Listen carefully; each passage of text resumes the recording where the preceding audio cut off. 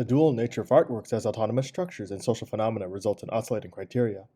Autonomous works provoke the verdict of social indifference and ultimately of being criminally reactionary. Conversely, works that make socially univocal discursive judgments thereby negate art as well as themselves.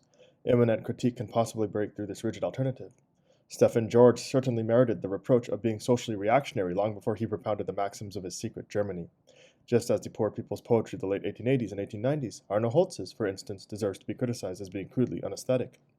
Both types, however, should be confronted with their own concept. George's self-staged aristocratic posturings contradict the self-evident superiority that they postulate, and therefore fail artistically. The verse, "And we lack not a bouquet of myrrh," is laughable, as is the verse on the Roman emperor who, after having his brother murdered, gently gathers up the purple train of his toga. The brutality of George's social attitude, the result of failed identification, appears in his poetry in the violent acts of language that mar the purity of the self-sufficient work after which George aspired.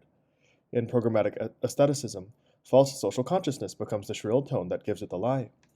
Without ignoring the difference in quality between George, who is a great poet in spite of everything, and the mediocre naturalists, they have in common the fact that the social and critical content of their plays and poems is almost always superficial. It lags far behind what was already fully elaborated by social theory, in which they were scarcely interested. Arno Holz's parody of political hypocrisy, Social Aristocrats, suffices to prove this. Because artistically they overwhelmed society with verbiage, they felt duty-bound to a vulgar idealism, as for instance in the image of the worker who dreams of something higher, whatever it may be, and who, through the fate of his class origin, is prevented from achieving it. The question of the provenance of the solidly bourgeois ideal of upward mobility is ignored. Naturalism's innovations, the renunciation of traditional categories of form, the distilling of the self-contained plots, and even, as at points in Zola, the abandonment of the continuity of empirical time, are more advanced than its concept.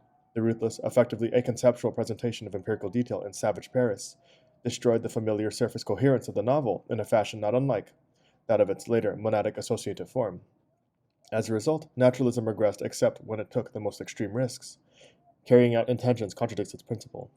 Yet naturalist plays abound. In passages whose intention is plain, people are to speak plainly, yet in following the author's stage directions, they speak as no one would ever speak. In the realist theater, it is already inconsistent that even before they open their mouths, people know so precisely what it is they are going to say.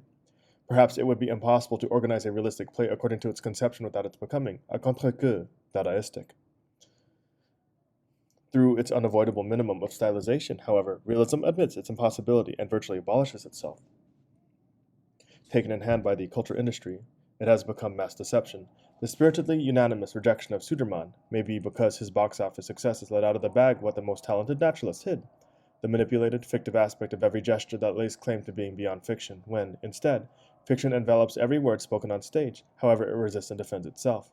These products, a priori cultural goods, are easily coaxed to become a naive and affirmative image of culture. Even aesthetically, there are not two types of truth.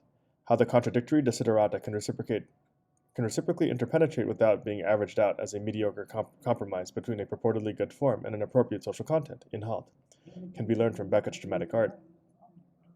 Its associative logic, in which one sentence draws after it the next sentence with a reply, just as in music a theme motivates its continuation or its contrast, scorns all imitation of its empirical appearance. The result is that, hooded, the empirically essential is incorporated according to its exact historical importance and integrated into the play character of the work. The latter expresses the objective condition both of consciousness and of the reality that shapes it. The negativity of the subject as the true form of objectivity can only be presented in radically subjective form, not by recourse to a purportedly higher reality. The grimacing clowns, childish and bloody, into which Beckett's subject is decomposed, are that subject's historical truth. Socialist realism is, by comparison, simply childish. In Godot, the relation of domination and servitude, along with its senile lunatic form, is thematic in a phase in which control over others' labor continues, even though humanity no longer needs it for its self-preservation. This motif, truly one of the essential laws of contemporary society, is taken further in Endgame. In both works, Beckett's technique hurls it to the periphery. Hegel's chapter is transformed into anecdotes with socio-critical, no less than dramaturgical function. In Endgame, the Tellurian partial catastrophe, the bloodiest of Beckett's clown jokes, is presupposed both thematically and formally in that it has obliterated art's constituent, its genesis. Art emigrates to a standpoint that is no longer a standpoint at all, because there are no longer standpoints from which the catastrophe should be named or formed, a word that seems ridiculous in this context. Endgame is neither a play about the atom bomb, nor is it contentless. The determinate negation of its content, in Halt, becomes its formal principle, and the negation of content altogether. Beckett's oeuvre gives the frightful answer to art that, by its starting point, by its distance from any praxis, art in the face of mortal threat becomes ideology through the harmlessness of its mere form, regardless of its content.